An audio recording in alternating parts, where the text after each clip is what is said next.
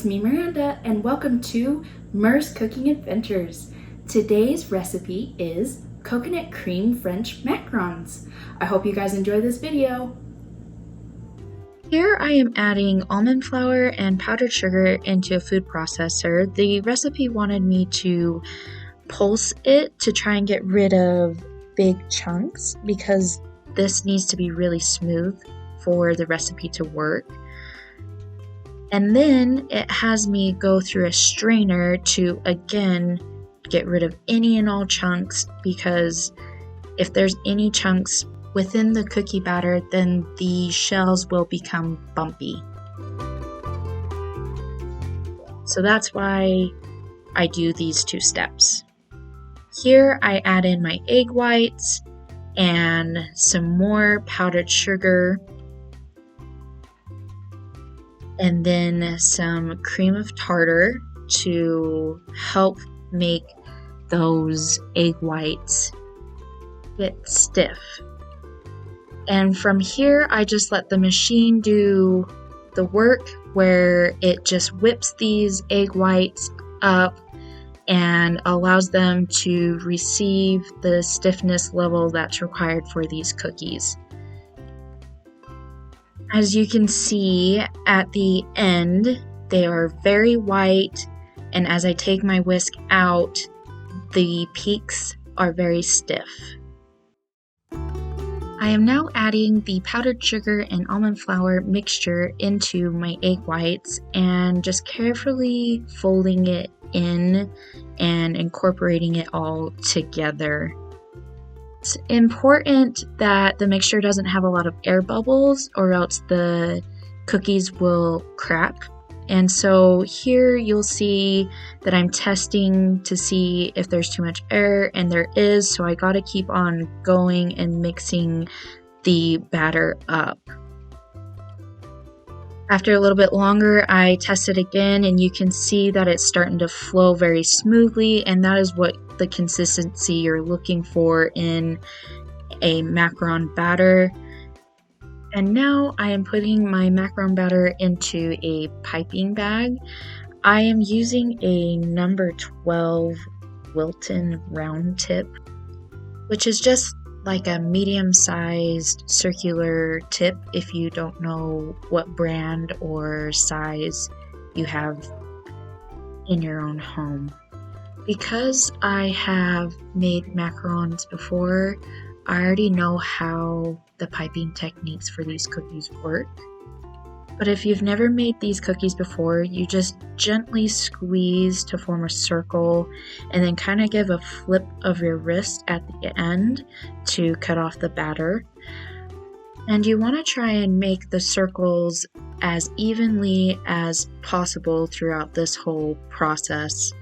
Because these are sandwich cookies, I tried to do an even amount of circles so that when I make the cookies, an even amount of cookies was made.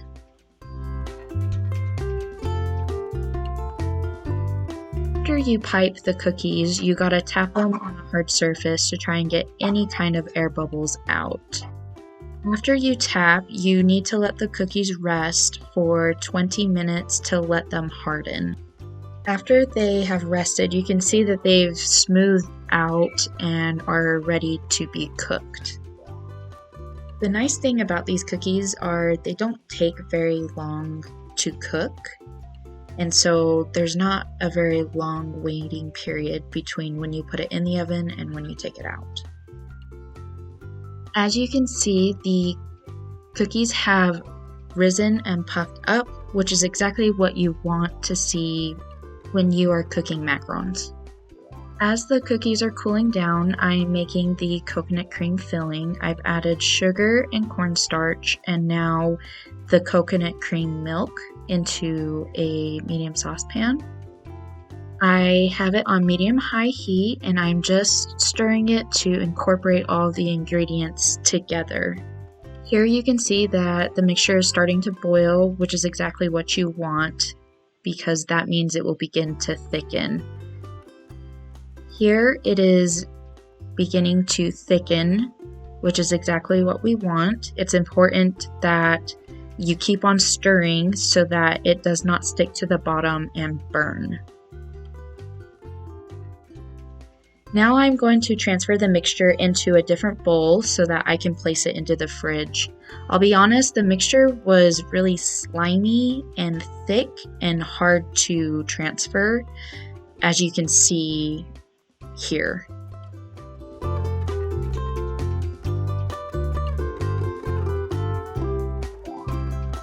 I then covered the mixture with saran wrap and let it rest in the fridge and cool down for a few hours. Now that the mixture is cooled, I will be adding powdered sugar and butter to it to form more of like a buttercream consistency. As you can see here, it was really difficult to mix together.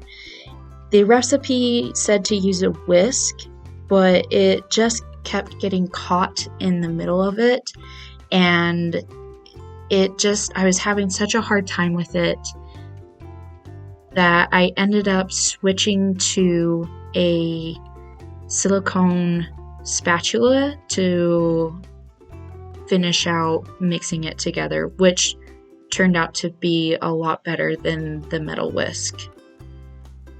As you can see, it has the texture of buttercream, which is what the recipe wants you to go for. Here I am putting the buttercream into a piping bag and getting ready to pipe onto the cookie shells. I am now flipping over some of the shells so that I know which ones I'm going to pipe and which ones I am going to use as the tops.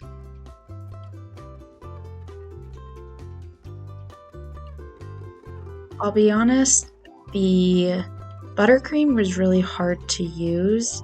It was pretty thick because of the gelatin-like state of the coconut cream.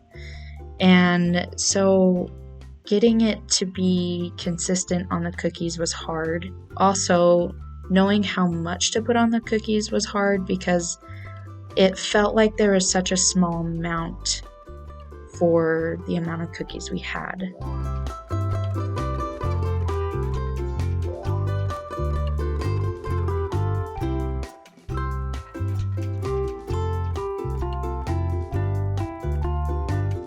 Here I am placing the other half of the cookie shells on top of the cream to form the sandwich of the cookie. You gotta be very gentle when you put those on, otherwise your finger can go through and crack the shells. Overall, I had a blast making these cookies. They tasted really good, and I would probably make this recipe again. Thank you so much for watching this video. If you enjoyed it, please like and subscribe down below.